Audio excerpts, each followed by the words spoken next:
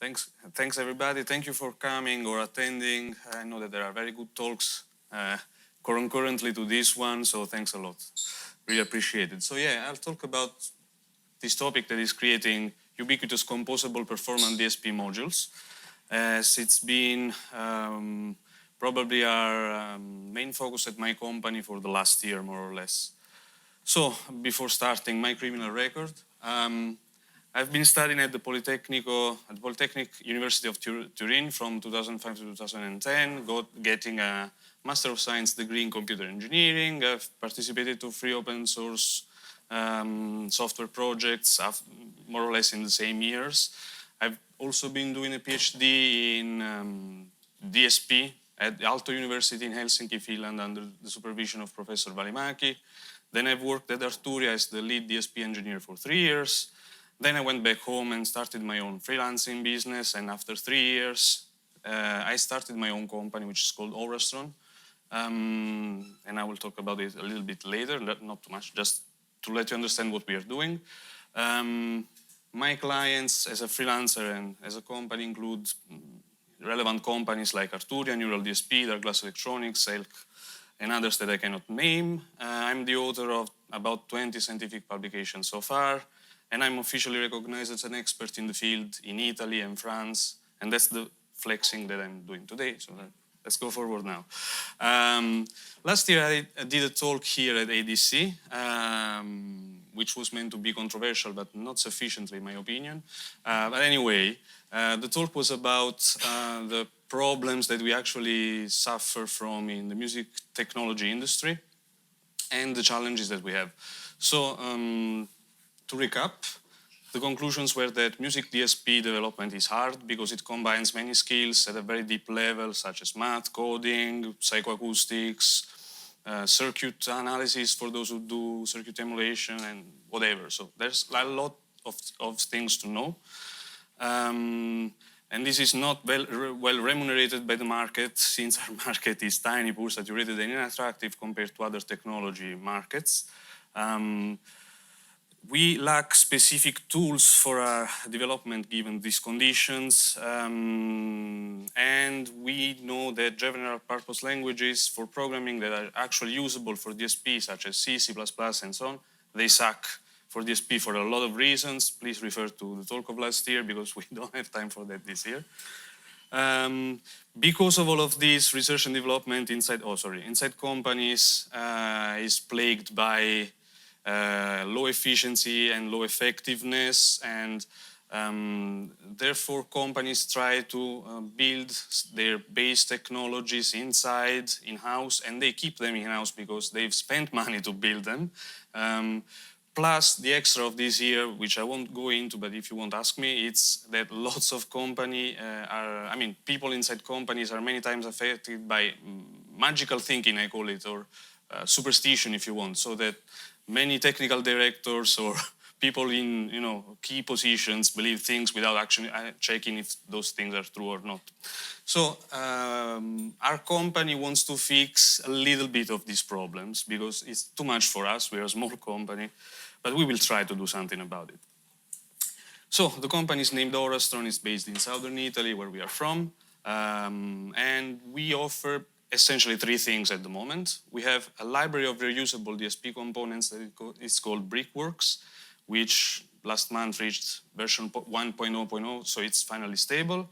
We are developing an experimental audio DSP programming language, which is called Chamela, which has a lot of nice properties, and we'll go into that later.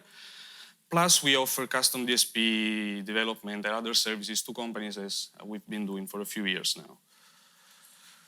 So this talk is about actually, as said, creating the efficient DSP modules and so on. But of course, we're showing you the way we did it. It's not possibly the only way, but it's the way that we thought is the best. Otherwise, we wouldn't have done it this way. So we have this library called Brickworks, which is a library of foundational DSP algorithms. So you have many different algorithms, not the most advanced stuff that you will find around, but a very comprehensive set, in my opinion. It was basically developed to build synthesizers and guitar effects, or bass effects, vocal effects, but that's more or less what it covers. It's dual licensed, so we have it licensed as an open source project under the GPL version 3, so you can use that license if you want to develop free or open source software projects, and you don't have to give us anything, not even say us hello while we're working in the street.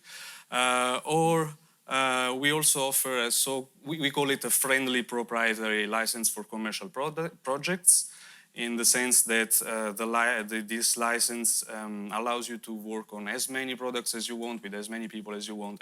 We don't want to impose restrictions on the usage of this thing.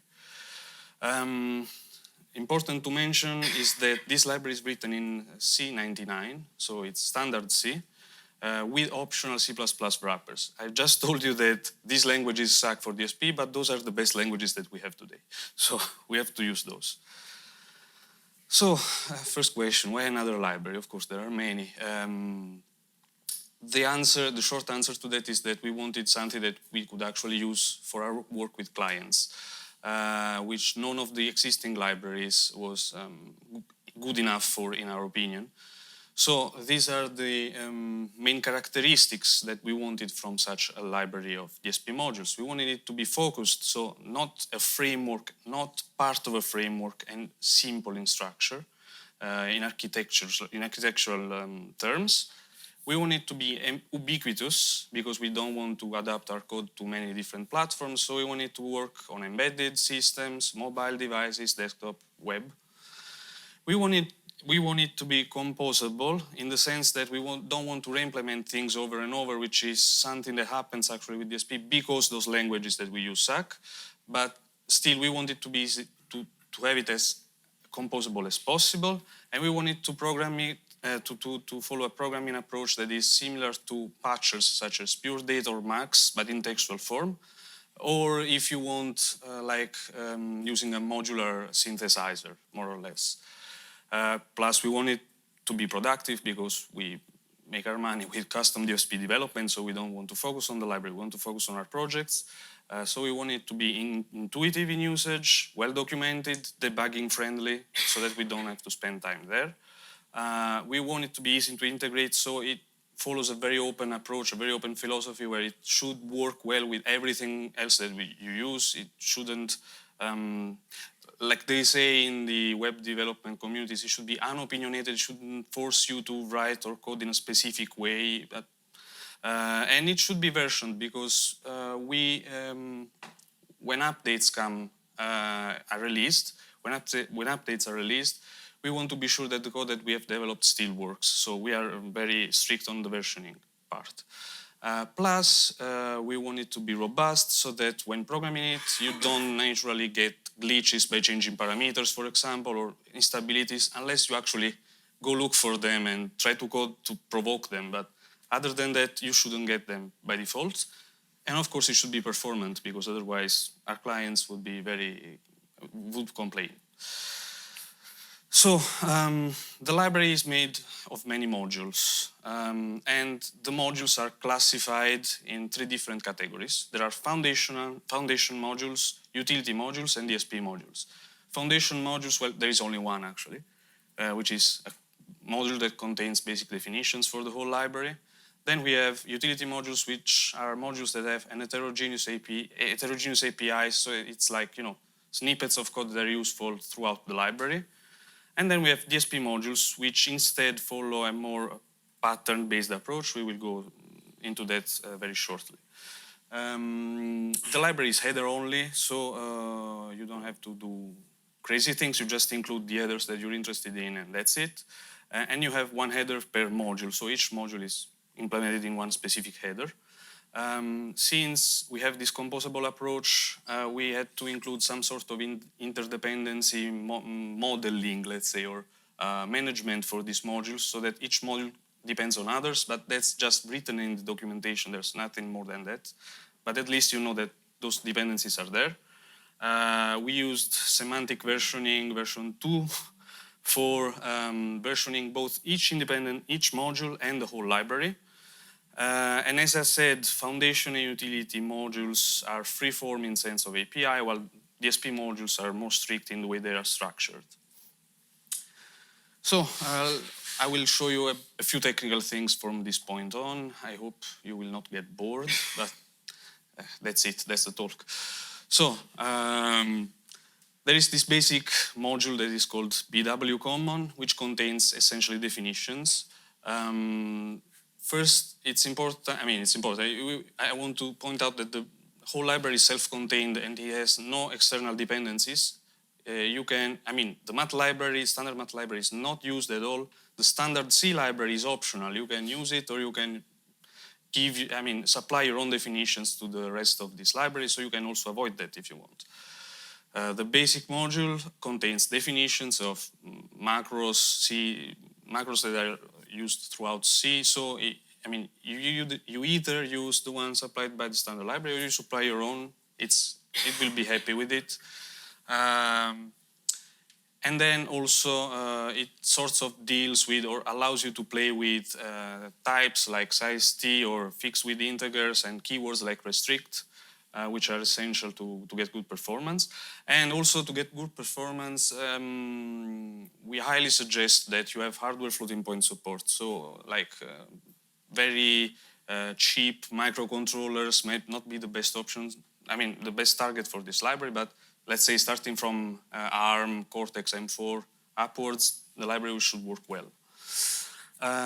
Also, this basic module, this foundational module called BW Common has debugging code for the rest of the library. So here we used an approach called design by contract or contract programming, which was introduced in a language called FL,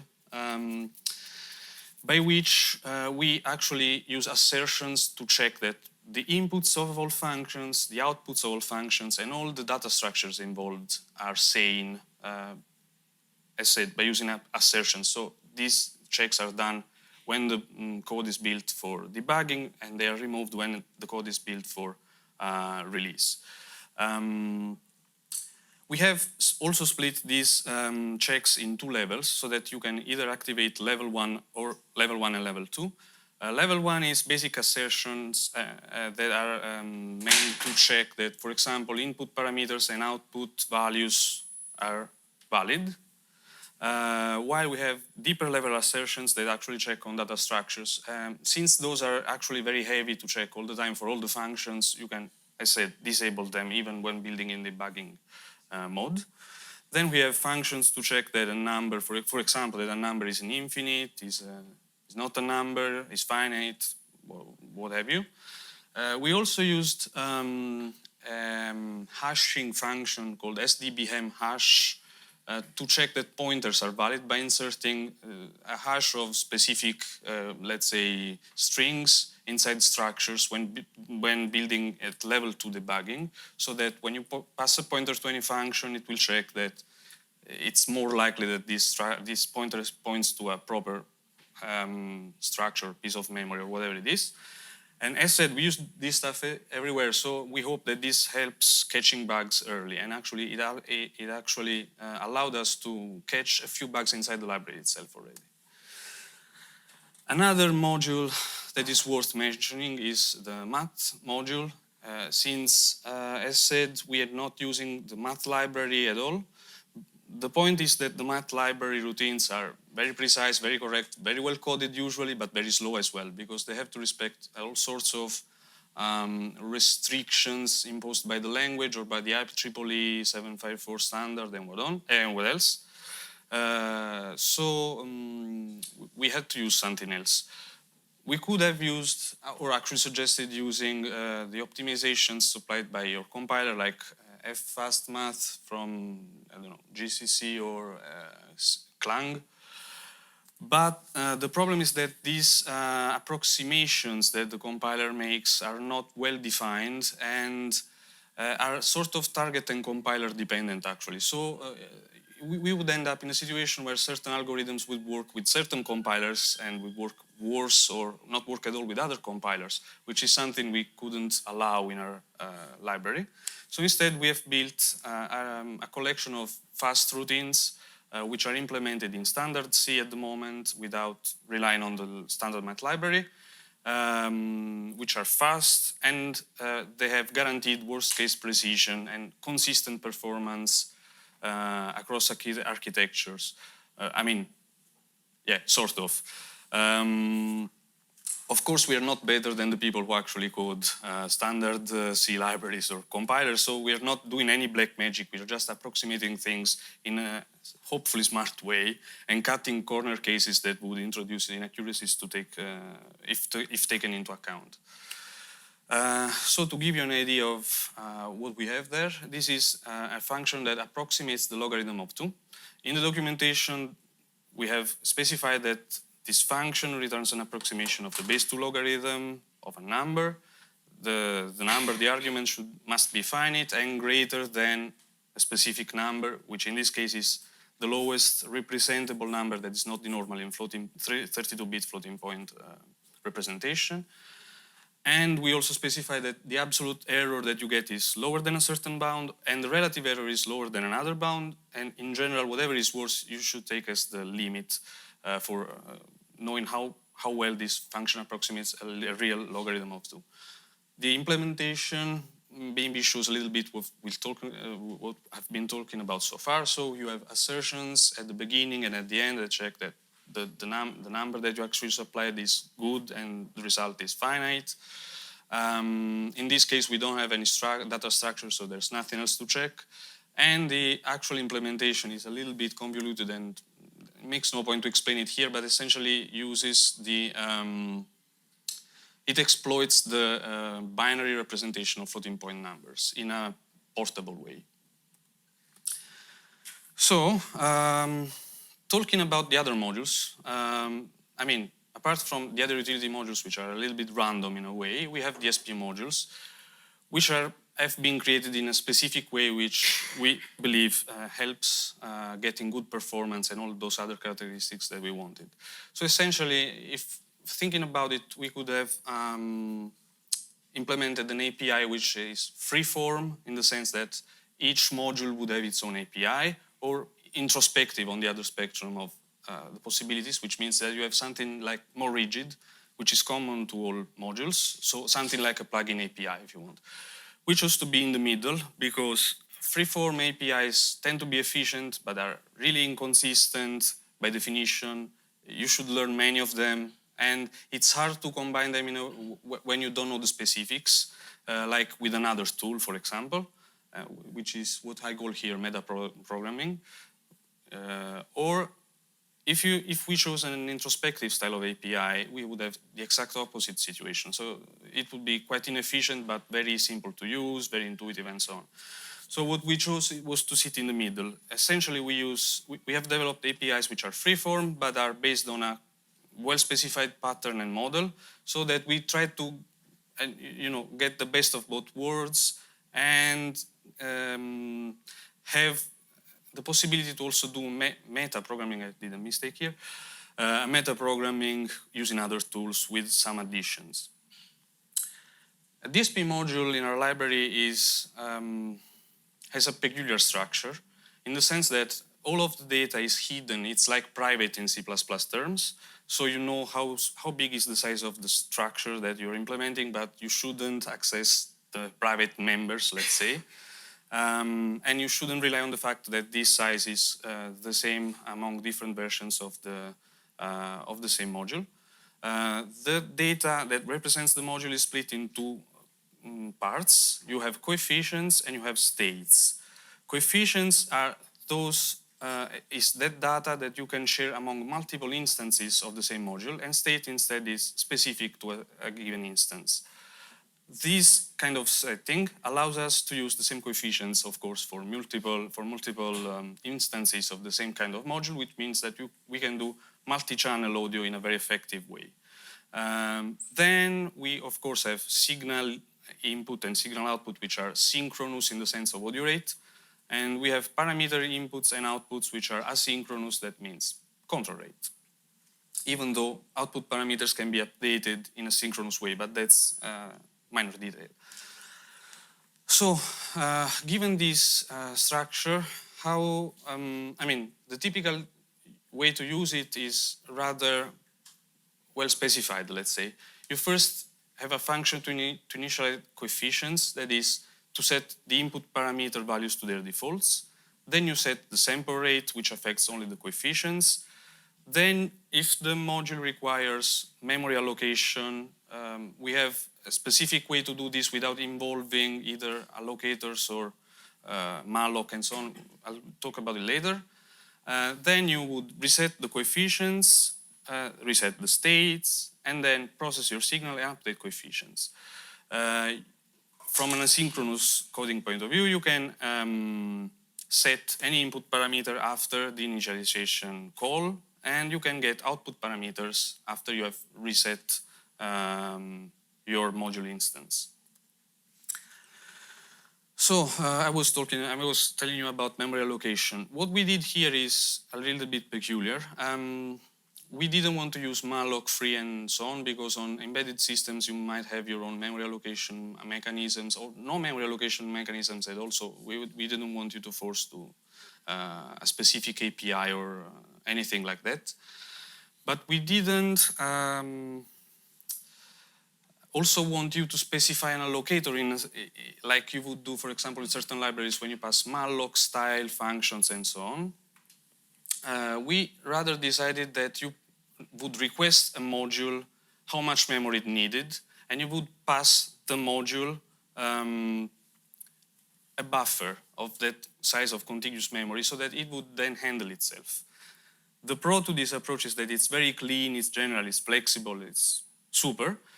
The only problem that is maybe only theoretical actually is that the memory that you should supply is contiguous, which can actually be a good thing from a caching point of view on certain architectures. So, getting a little bit deeper, as if we didn't do it enough, we have coefficient, state, and the reset functions, as I said. To ensure that we have robust and glitch-free behavior for the whole library, we have determined that we should use good algorithms in this sense. We should properly handle initial state.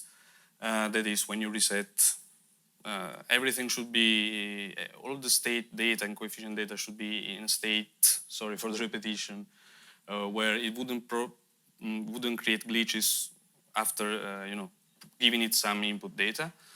And we have applied smoothing to basically all parameters, so that's kind of forced.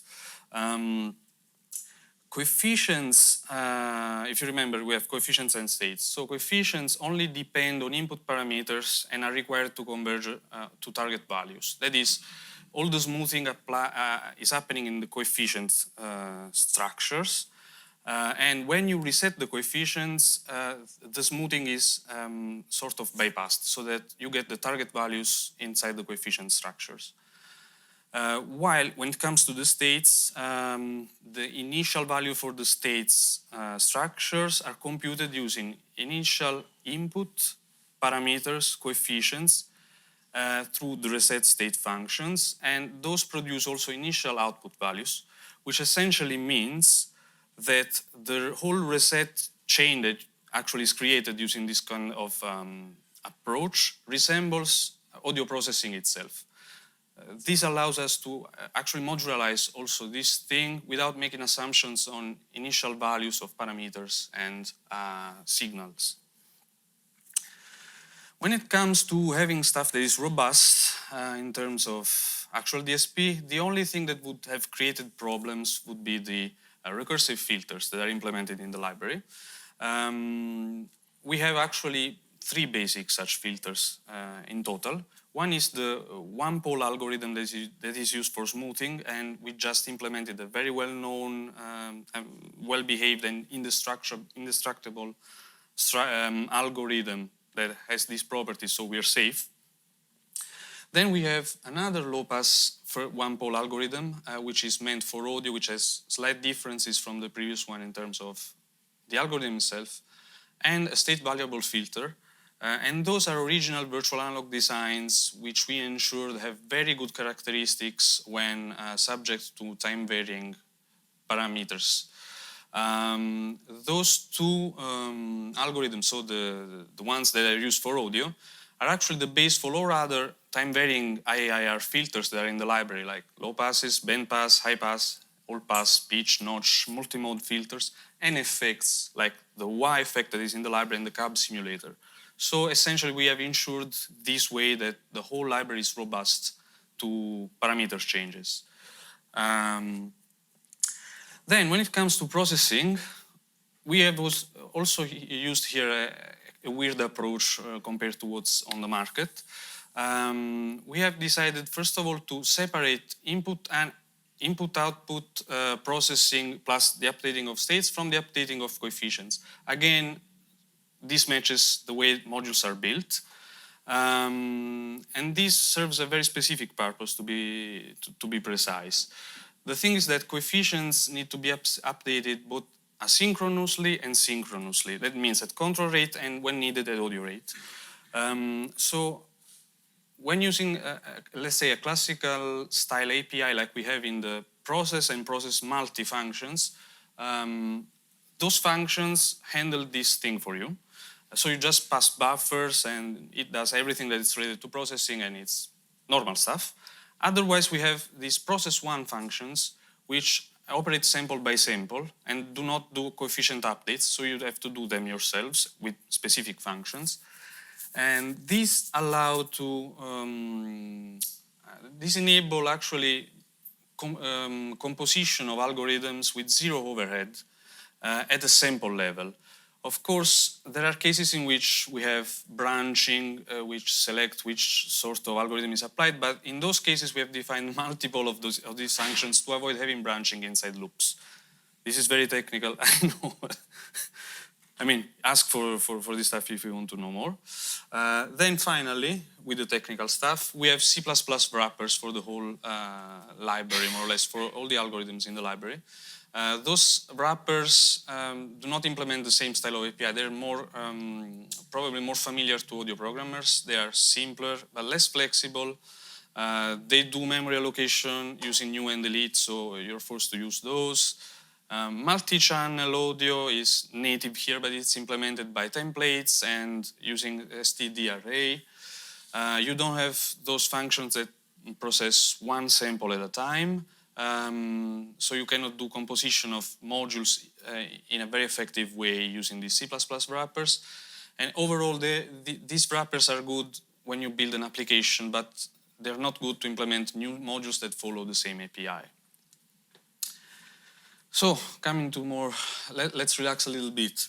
The modules that we have inside the library are either effects, generators, or utilities. In terms of effects, we have distortions, dynamic processors, modulation effects, filters, delay, reverb, degradation, and so on. We have oscillators, envelope generators, white noise generator, and then we have utilities related to math, as we've seen, but also event processing, like note queues and voice allocators, this kind of stuff, mixing utilities and other smaller tools that are used in many projects.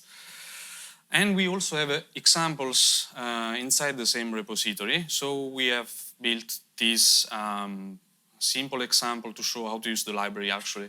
We have bit crash, I mean, a lot of effects, you can read them if you want. We also have implemented 3 simple synthesizers, like a simple monophonic synthesizer, a subtractive monophonic synth, which is more or less comparable to a Minimoog, and a subtractive polyphonic synthesizer, which is like a Minimoog with many voices. We make sure that all of this works on all of the platforms that we support. So at the moment, we have support for the Daisy Seed hardware development board, for Android and iOS. So you find projects for Android and iOS in the repository. We have support for Windows, Mac OS, and Linux, both Intel and Apple Silicon. And we also support WebAssembly via Clang, but without mscript. And I'm going to talk about it a little bit more. All of these examples are implemented using both the C APIs and the C++ APIs. So you can also choose whatever you like. So when it comes to WebAssembly, we think we've done something right, because we've seen that other people actually use mscripten. And in our opinion, mscripten is really harmful for DSP applications inside browsers. The point is that mscripten itself uses Clang, which is LLVM-based compiler, probably you know better than me. And Clang is itself capable of generating WebAssembly by itself. So you can generate WebAssembly without passing through mscripten.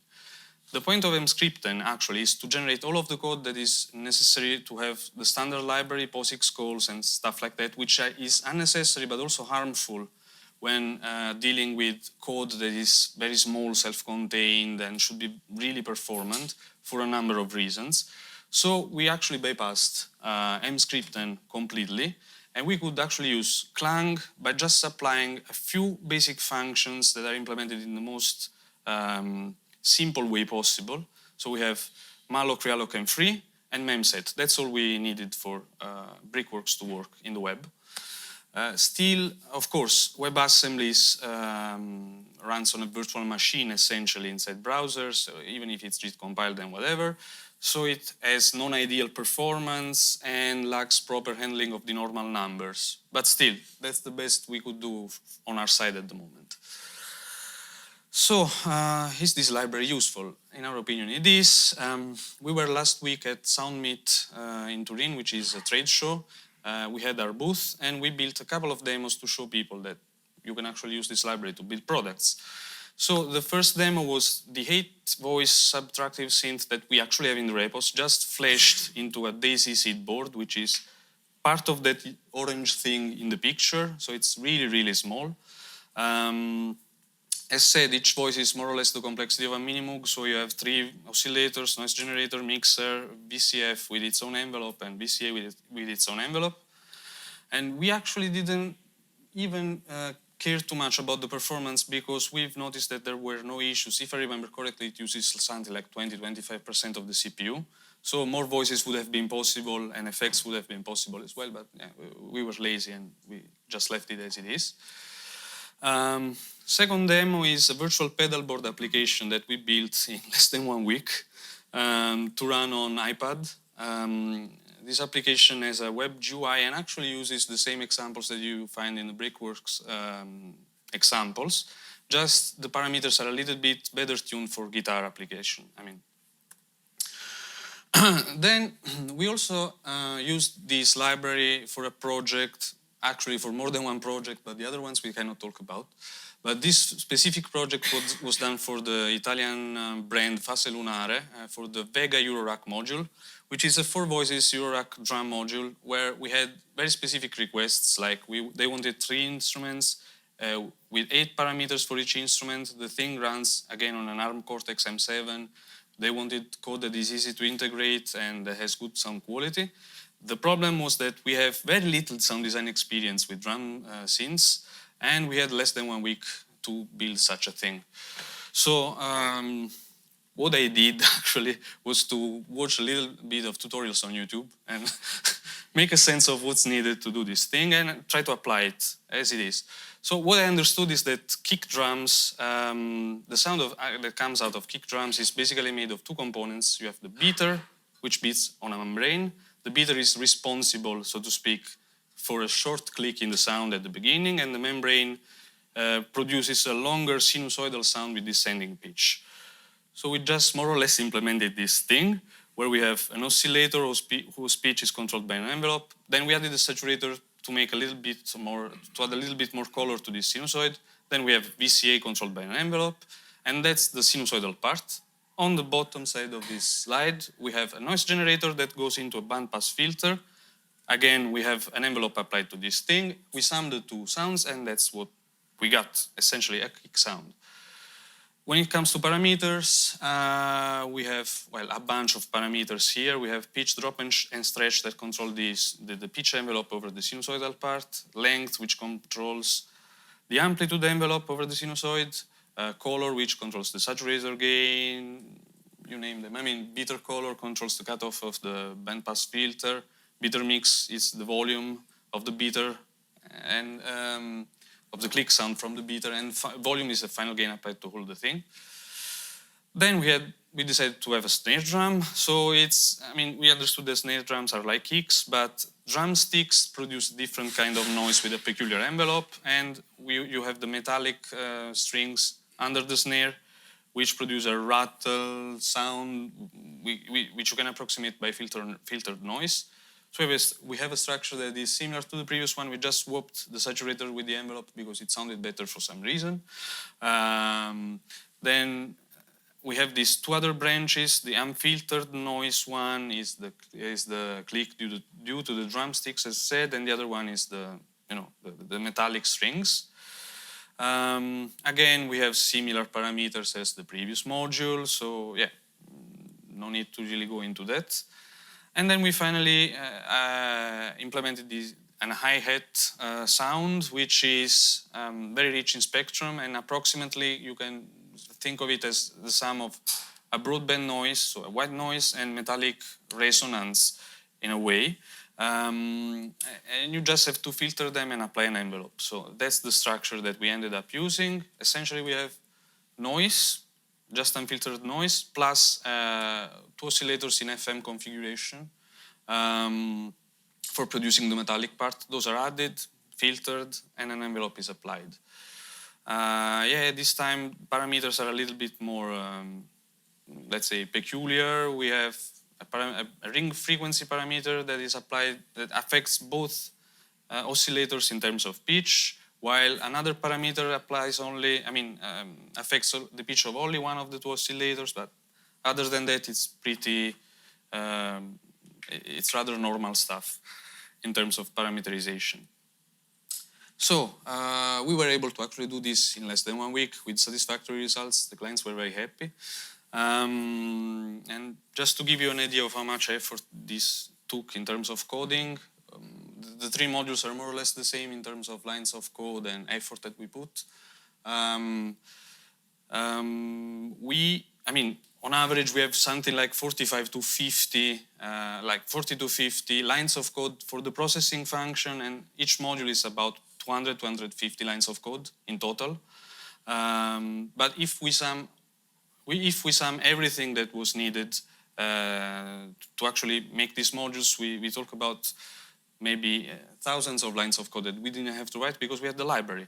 So that's good, but the thing that bothered us and bothers us anyway every day is that most of the code that you have to write to implement modules for clients is still boilerplate.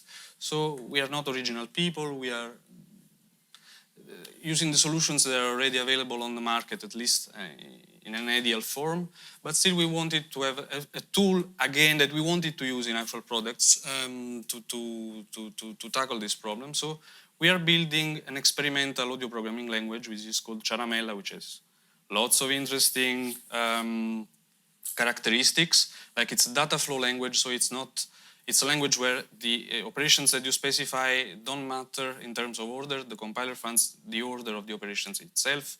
It's declarative, minimalistic, modular, everything that you want. And it compiles to, actually transpiles to languages, to several languages, and allows you to code your own output templates so that you can add support for your own language or your own format yourself.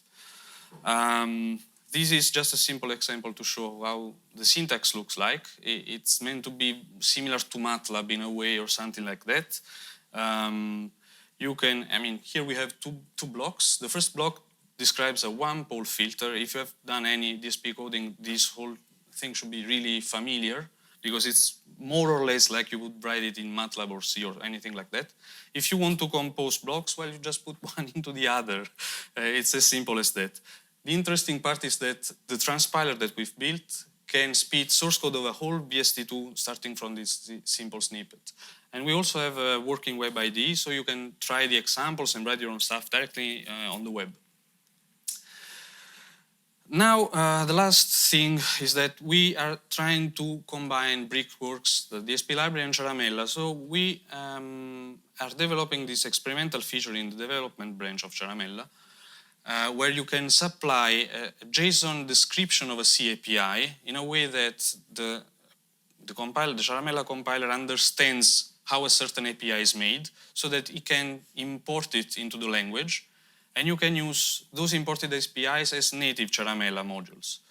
We have, like before coming here, like in the last couple of days, tried this thing to recreate the 3-band equalization example that is into the Brickworks repository, which is something that looks like this. I mean, it's not terrible, but you have many calls to internal functions of internal modules, and you have to define a structure, and you have to do all the C-related bookkeeping. While in Chamela, the same exact thing looks like this. That's all. So you just import the modules that you need and you use them. Most of the code is about parameter mapping, actually. So we have reduced the amount of code needed to implement this example by 2/3, which is rather nice in our opinion. So future plans. We want to build advanced modules in Brickworks style. So we're talking about more featureful versions of what we have already, and virtual analog models and other algorithms, whatever comes to our mind or whatever client might request, if we deem worth of putting into that format. We want Chamela to reach 1.0.0, so we have to make a proper language specification and have a robust and user-friendly compiler. We would like to build higher level DSP tools for algorithm design, tuning and debugging, which we already actually have internally, but we want to bring to a level that is actually usable for people outside the company. We are also working on a live coding, hot swapping infrastructure similar to that of C Major, so that you can code and deploy directly your code into, for example, a VST plugin that runs on your computer without needing to restart everything. Other things that we've been talking about, but we are not sure yet, is whether it makes sense to build a template-based code generator, something like that generates a project skeleton starting from a bunch of data that you supply, like your name, your company name, how many inputs, how many outputs, and stuff like that. And maybe a far-fetched dream would be to build something like a patcher-style environment to actually start from sound design and get as quickly as possible to actually code that can be run in production. So if you want something like Reactor in a way, or Rainbow or something like that, but all completely open source and available for the community to hack on. Or maybe we can piggyback pure data in one way or another. That was all. Thank you for your attention. And if you have any questions.